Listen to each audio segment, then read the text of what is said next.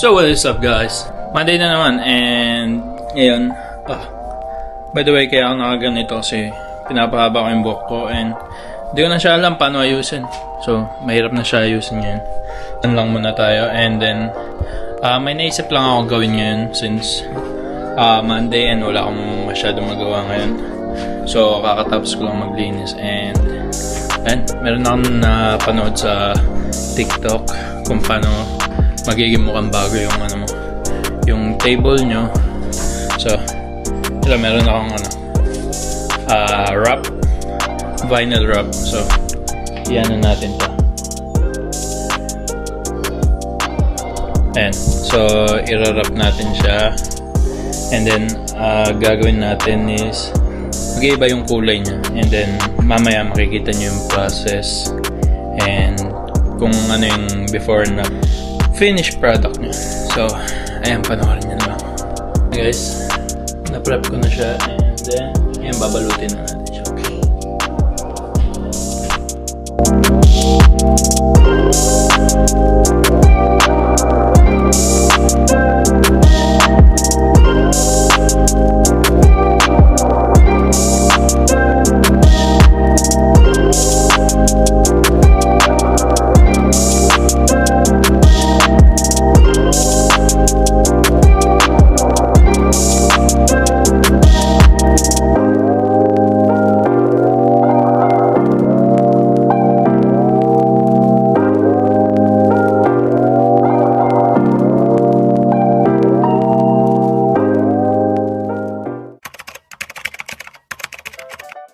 Importante kaming dapat gawin, which is magpupunta tayo sa doktor kasi it's like 4 years na ata. Wala naman akong nararamdaman pero alam mo yun, yung maging healthy ka and malaman mo kung ano yung problema sa katawan mo, kung mataas ba yung blood pressure mo, yung sugar mo, or kung ano man, di ba? So at least ma-ano natin yung ma-prevent natin yung na mangyari. Tapos kasama ko pala si maming mamaya magpapa-check up.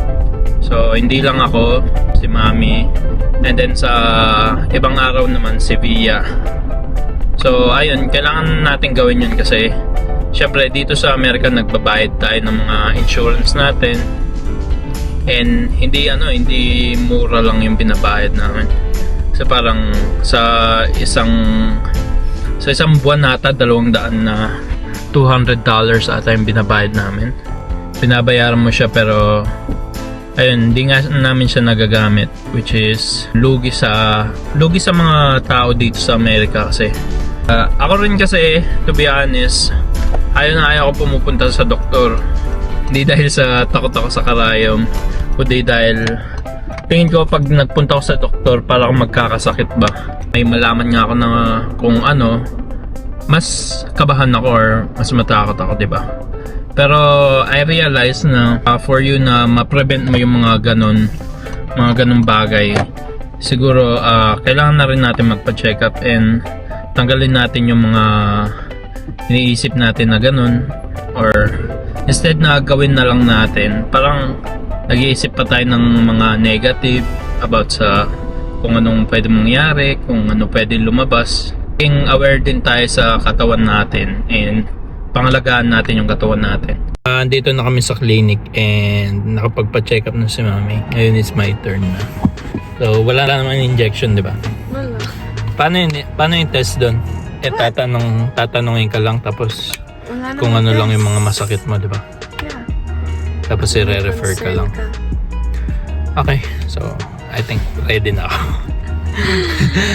Lumakas yung loob niya, alam na walang injection. Heck, you scared? Hindi naman. Scared? Daddy scared? Kabado lang pag may may nalalaman na may sakit. Daddy, Dito na ako sa clinic ngayon. And nag-aantay na ako naman. Naantay ko na yung doktor para tawagin ako. So, abang-abang lang guys. 7. Ready, right? Yes.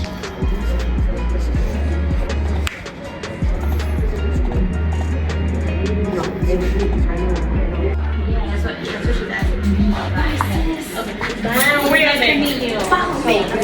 So, ngayon palang araw is may dala pa ako na sapatos, which is yung Kobe 5 na ano, Year of the Snake. So ito siya. Yan, so ibebenta natin siya ngayon for $220. So retail niya is $190. So kumita tayo ng $30. Ngayong umaga, ngayong 7:30 ng umaga. So ayun, antayin lang natin yung buyer. So andito na ako sa address na binigay niya. And ayun, panoorin nyo na magiging transaction.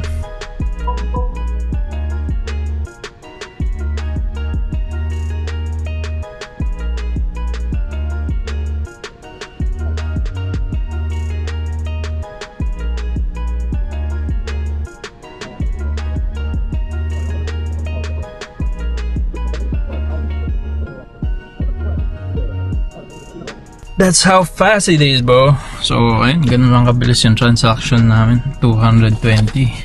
Safe. So, ayun. Nakakuha natin siya for 190. And then, 220. So, $30 profit. So, hindi naman sama. So, ilang oras mo na rin pagtatrabawon yun. Pero, syempre, nakakuha tayo ng easy money, $30. So, I'll see you guys later. Ayun guys, so konting-konti na lang and matatapos. Tapos, ano natin siya. Iti-trim na natin siya. So, ito yung before and after. So, ayun before, ito yung after.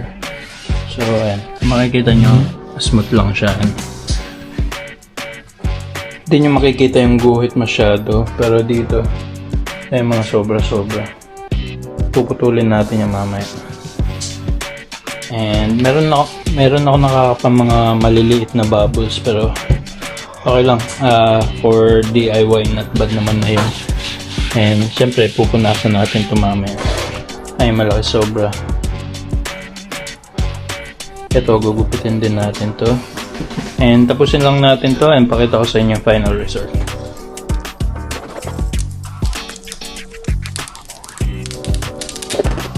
So finally guys, natapos na rin natin tong table na DIY natin. Hindi siya marami siyang imperfection, pero I think not bad to sa pagdi-DIY ng vinyl wrap. So ito yung result niya. Pakita ko sa inyo yung mga ginawa ko and kung ano yung mga imperfection niya. So kung gusto nyo bang gumawa ako ng ganito, mag-comment lang kayo. And sana magustuhan nyo. So, ayan.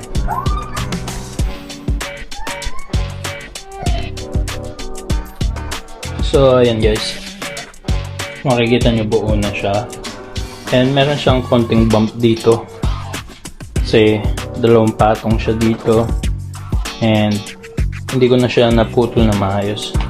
And kung makikita nyo dyan, ayan, yung mga imperfection niya na yung pagtitrim ko. So, hindi siya gaanong straight. So, ewan ko kung anong tool yung pwede kong magamit dyan para mas straight yung Pero kailangan mo talaga siya maging precise eh. Pero at least diba, ngayon hindi na patay yung kulay ng table. Table namin kasi dati parang sobrang plain niya lang and wala siyang detang, pero ayun na. Ano naman, parang ang niya, ang sarap kumain dito lagi, no?